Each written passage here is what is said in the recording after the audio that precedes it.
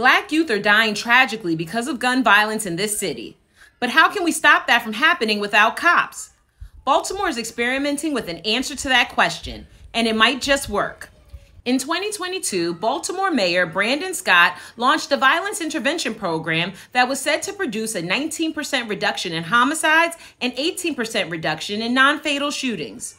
But now there's a specific plan to target youth where they gather the most, in schools. 3 staff members at each of the pilot schools will identify conflict in youth before it becomes violent and the root causes for why violence is so prevalent in the first place.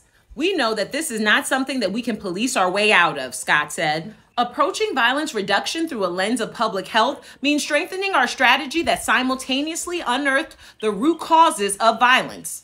From 2016 to 2020, Black Americans across the country comprised 59% of gun homicides, despite being only 13% of the U.S. population. But new waves of criminalization don't address individual needs and risk factors that continue the violence. Evidence of violence intervention programs distinct from police departments being effective is a gateway to the public supporting more initiatives like defunding the police to reallocate more resources, or identifying alternative ways to reduce other issues like theft or sexual assault.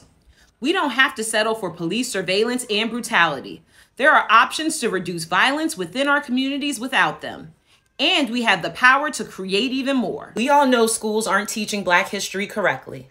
That's why PushBlack is so important. Will you support truthful, accurate, empowering Black history content with a donation? Click the link in our bio to donate now.